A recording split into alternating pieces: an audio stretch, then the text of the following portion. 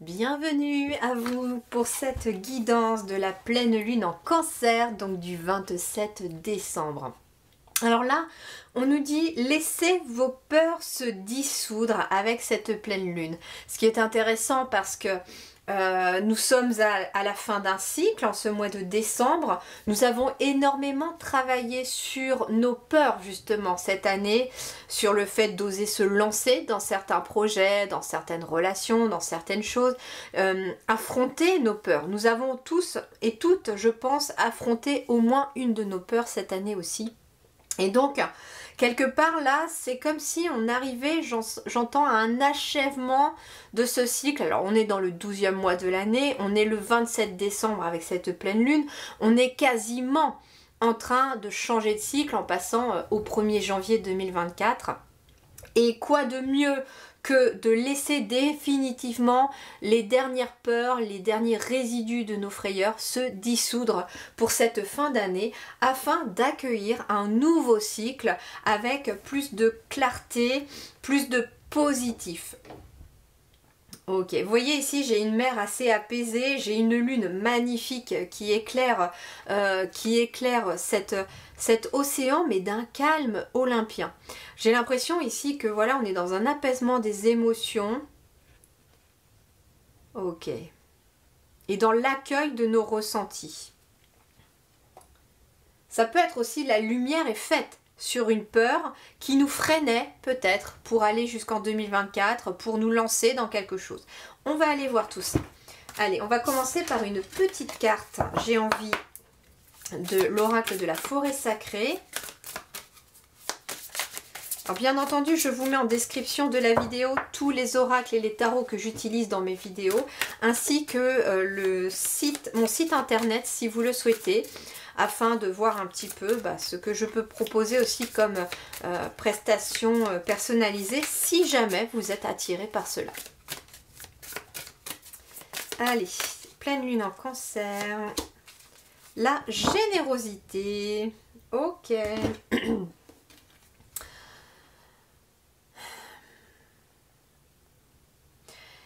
C'est ce qui est assez intéressant, c'est qu'on est dans les périodes de fête là, de fin d'année, et on est justement dans cette notion de partage, de générosité pendant les fêtes.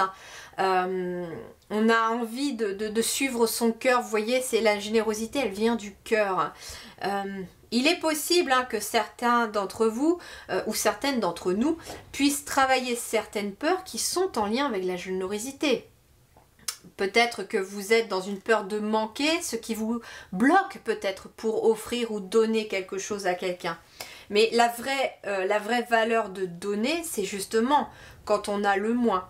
C'est pas quand on... Par exemple, la valeur de quelqu'un qui donne... Comment je vais vous dire ça? Il n'y a pas de jugement, il n'y a rien derrière. C'est ressentis, c'est des exemples qu'on m'envoie. Il n'y a vraiment aucune arrière-pensée dans ces messages-là. Par exemple, vous comprenez bien que la valeur ne va pas forcément être la même au niveau du cœur entre une personne qui a des millions d'euros par exemple et qui donne un petit peu par exemple à une association ou à quelqu'un qui est dans le besoin, qu'une personne qui a déjà pratiquement rien, qui est parfois aussi dans le manque, qui est dans le rouge à la banque et qui quand même prend le temps par exemple d'acheter un paquet de pâtes pour donner à l'association qui fait la récolte des dons à l'entrée d'un supermarché par exemple. Vous voyez, la notion de donner, elle a quand même un énorme impact quand on donne vraiment alors qu'on n'est pas forcément dans la légèreté d'être aussi aisé. Vous voyez, je ne sais pas comment vous le dire avec des mots sans que ce soit mal pris, et je ne veux pas que ce soit mal pris parce qu'il n'y a vraiment aucune arrière-pensée dans ça. C'est juste que les guides me disent que la vraie valeur de donner, c'est justement quand on a peur de manquer soi-même. Vous voyez, quelqu'un qui a des millions sur son compte en banque, tant mieux pour cette personne d'ailleurs, mais les guides me disent, elle n'aura pas cette peur de manquer, donc elle va donner plus facilement. Mais quelqu'un qui a peur de manquer à la fin du mois, de ne pas pouvoir non plus boucler la fin de mois, et qui donne quand même un petit quelque chose, eh bien cette générosité a quand même plus d'impact, vous voyez, dans la matière. On est sur du rouge ici, donc on est dans la générosité dans la matière aussi. Et quelque part, ce qu'on me dit aussi, c'est qu'on débloque cette générosité de l'univers à travers le déblocage de nos propres peurs.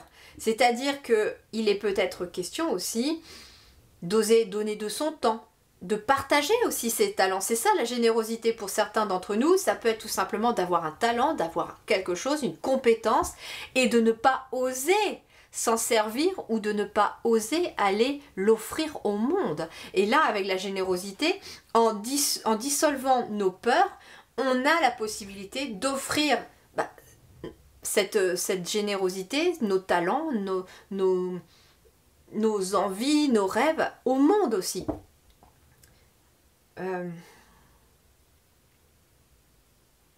Par exemple, vous savez, je vois l'image de quelqu'un, par exemple, qui est doué pour le spectacle et qui a vraiment un talent pour le spectacle, je sais pas, quelqu'un qui maîtrise l'humour, quelqu'un qui maîtrise les acrobaties, je ne sais pas. Mais en tout cas, il y a quelqu'un qui a un talent et qui, jusqu'à présent, n'osait peut-être pas le montrer au monde. Et là, en fait, avec la générosité, on ose montrer au monde son talent et finalement, ça fait des gens qui passent une excellente soirée, qui oublient leurs problèmes le temps d'une soirée. Ça peut aussi faire naître des vocations chez d'autres personnes. Donc on a aussi cette générosité qui va au-delà du fait du matériel. On n'est pas forcément... Moi, je ressens pas forcément quelque chose de matériel et financier. C'est un exemple que j'ai pris pour vraiment vous illustrer ce message, mais moi, je ressens plutôt de la générosité dans le fait d'oser donner au monde une partie de nous-mêmes, dans le sens où vous osez montrer vos talents. Vous êtes doué pour la peinture, montrez votre peinture au monde. Vous êtes doué pour la danse, montrez votre talent pour la danse au monde. Et on a cette ouverture avec la générosité et l'érable. Mais cette générosité, voilà, elle est possible que si on affronte sa peur et qu'on ose se lancer dans la matière. Et bien entendu, par la même occasion, ce que vous donnez, vous le recevez aussi par l'univers. Donc votre talent, en l'offrant au monde, vos dons, vos capacités, en l'offrant au monde et en aidant les autres aussi avec ce que vous savez faire, eh bien l'univers va vous le renvoyer aussi. C'est ça aussi, la véritable générosité. Et puis sans peur, il n'y a pas de courage. Hein.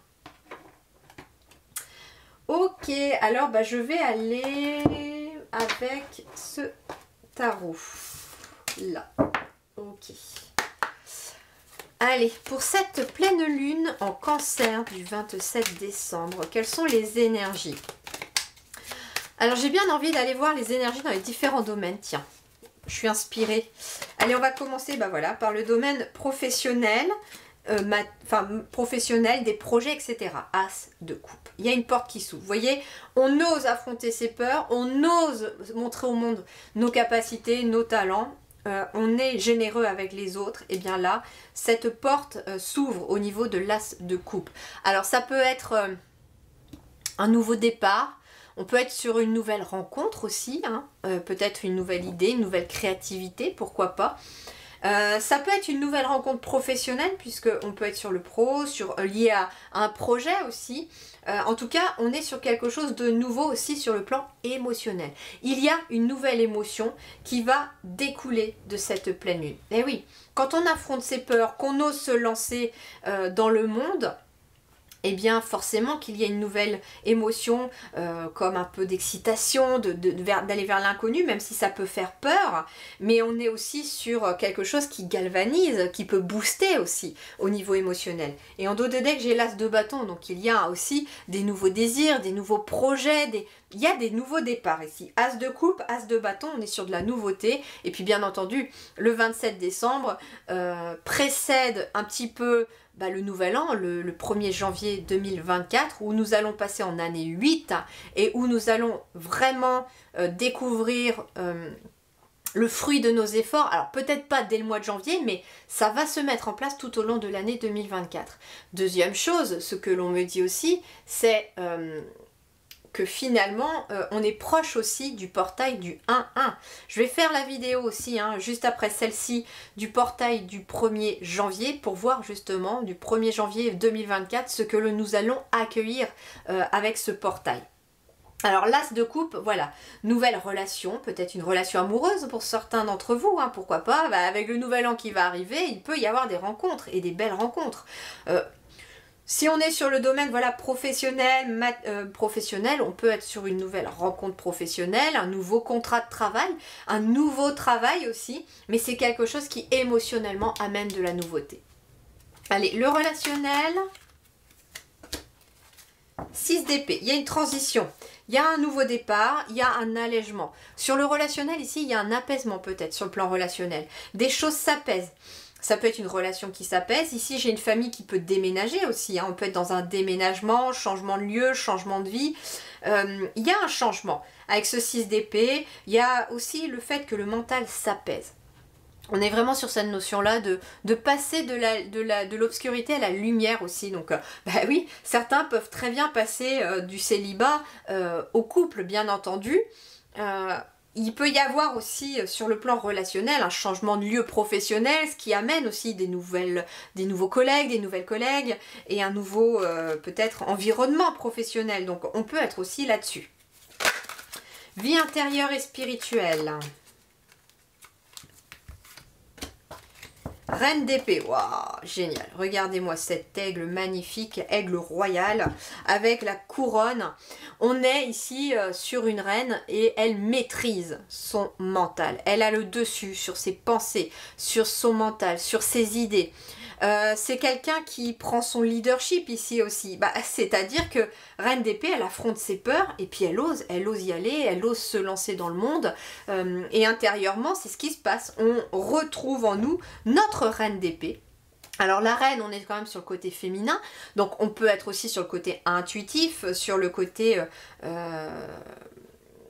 le côté féminin, c'est aussi les émotions quelque part, mais quelque part avec cette Reine d'épée, on ne laisse pas le mental interférer dans les émotions. On arrive vraiment à équilibrer les choses avec cette Reine d'épée.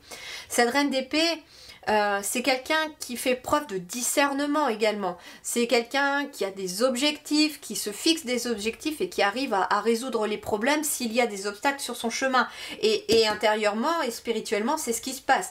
Ici, cette pleine lune nous permet, voilà, de nous asseoir sur notre discernement, d'être capable de voir les choses et surtout de permettre de dissoudre nos peurs. Et la Reine d'épée, elle tranche, elle décide. Alors elle peut prendre des décisions, elle tranche aussi par rapport à ses peurs, elle s'assoit dessus, clairement.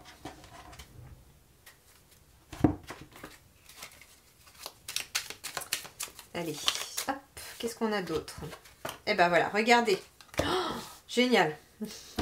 J'ai l'arcane sans nom et la Reine d'épée qui revient. La Reine d'épée, ça va être vraiment la figure, l'énergie principale aussi de cette pleine lune. La Reine d'épée, voilà, elle va décider, trancher, prendre des décisions.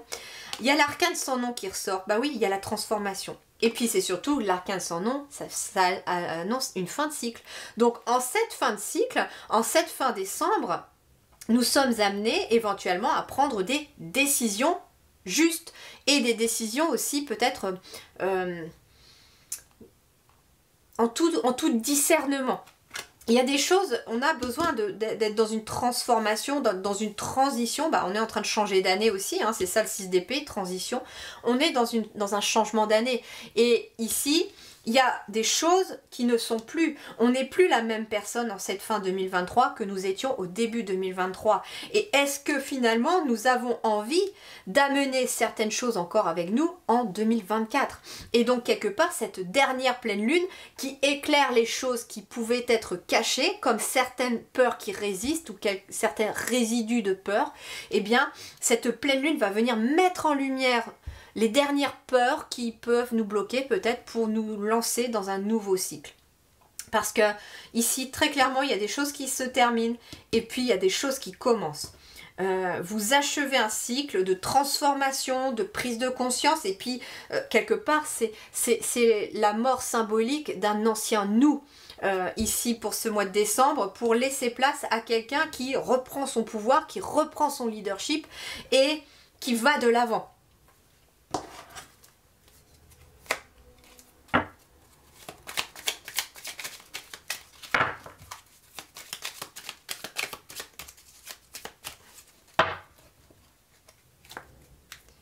La carte de la force et la carte de la tour. Ouais.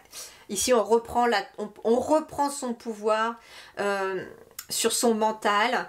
On retrouve des bases solides. La tour, c'est les bases ici sont solides. Vous voyez, la tour, elle est intacte. Hein. La tour, elle est solide. On retrouve des bases solides. Et c'est ça aussi, quelque part, les transformations, les peurs, les décisions que l'on prend. C'est-à-dire que tout ce qui n'est peut-être pas solide, les relations, les projets, eh bien on prend des décisions en lien avec ça et on amène à 2024 des bases qui sont solides. Ouais, j'ai la roue de fortune derrière. Donc il y a bien ici un changement, il y a bien ici une force certaine qui amène un changement. Hein. Et la tour, j'ai quoi derrière? La grande prêtresse. Vous voyez les bases solides? Les bases solides, c'est surtout notre intériorité avec la grande prêtresse derrière. C'est-à-dire que la base de notre vie, la base solide de notre quotidien, bah, c'est nous-mêmes. Tout repose sur nous finalement. Tout repose sur notre leadership, sur le fait que bah, c'est nous qui maîtrisons, c'est nous le capitaine de notre navire, c'est nous le capitaine de notre vie. Et quelque part, nous sommes en 2023, nous avons été dans un cheminement où on a, pour beaucoup d'entre nous, appris que c'était notre... nous créons la vie en fait, notre propre vie. Ce que nous vibrons, ce que nous émanons comme pensée, comme action, comme croyance, eh bien ça va matérialiser notre quotidien, ça va façonner notre vie. Donc finalement, quand on prend le dessus sur nos pensées, sur notre mental, que l'on arrive à partir sur un nouvel état émotionnel, à être plus dans la générosité, non seulement avec les autres, mais avec nous-mêmes, eh bien forcément qu'on amène un nouveau cycle et un changement positif et radical autour de nous. Donc forcément que des choses s'en vont, des choses se terminent, des portes se ferment, et nous prenons le pouvoir de décider d'ouvrir telle ou telle porte, de fermer ou telle porte. C'est ça aussi cette reine d'épée, c'est elle qui ouvre les portes qu'elle a envie d'ouvrir et elle ferme les portes qu'elle a envie de fermer. Et elle ne laisse personne décider pour elle. Ok, est-ce qu'il y a autre chose? Ok. Un dernier message ici avec le Teen Angel.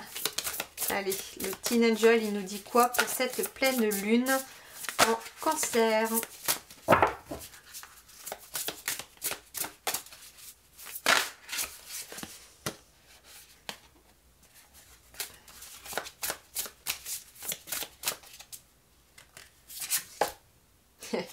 Regardez.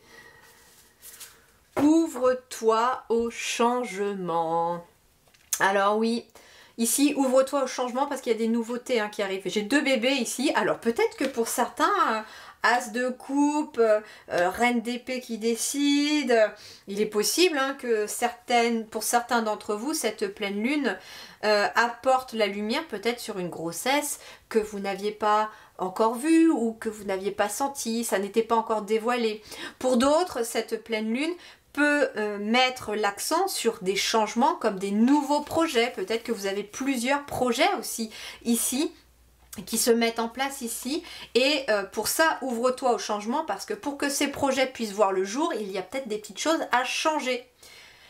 Bah, pour certains, vous voulez faire un autre boulot, par exemple, vous voulez faire une reconversion professionnelle. Si vous restez dans le même métier et que vous ne changez pas et que vous ne décidez pas de changer de métier, bah, le nouveau métier ne va pas arriver. Bien sûr que les guides me disent de ne pas quitter comme ça du jour au lendemain votre travail, mais s'ouvrir au changement, c'est se dire bah, que je vais peut-être être aussi dans une période de transition, dans une période d'instabilité pendant un certain temps, le temps que les choses deviennent plus concrètes pour le nouveau projet et que l'ancien projet fasse partie que du passé. Vous voyez, tout simplement. Et en fait, ici, ouvre-toi au changement. Tu es guidé, hein, avec ici les deux dauphins nous disent ici que vous allez être guidés, que nous sommes guidés, que nous allons avoir des synchronicités, des messages de nos guides pour nous accompagner dans ce changement. Parce que quelque part, oui, on change d'année, mais notre changement personnel, il va se poursuivre. Il va continuer sur 2024. Tous les changements que nous avons fait déjà, c'est ok, mais il y a d'autres qui vont arriver. Et peut-être que ce sont les derniers changements. Peut-être que les dernières peurs, c'est vraiment la peur que tout change. Mais le changement peut faire peur, le changement déstabilise. Et quand il y a un changement, on est souvent dans des périodes de transition, d'instabilité, le temps de prendre des nouveaux repères, de nouvelles habitudes. Donc c'est quelque chose qui n'est pas forcément simple et parfois quand on se sent un peu déstabilisé, on a envie de revenir en arrière. On a envie finalement d'arrêter tous les changements qu'on est en train de faire parce que ça peut être déstabilisant, parce que c'est inconfortable, tout simplement. Quand on change de métier par exemple, il y a peut-être un moment où on va se retrouver peut-être un mois sans travail, ou bien si vous vous lancez à votre compte et que vous étiez salarié jusqu'à présent, peut-être qu'il va y avoir un certain temps, le temps que votre entreprise décolle et commence à faire des bénéfices, où vous allez peut-être pas avoir de salaire et que vous allez peut-être être obligé de compléter avec le Pôle emploi par exemple.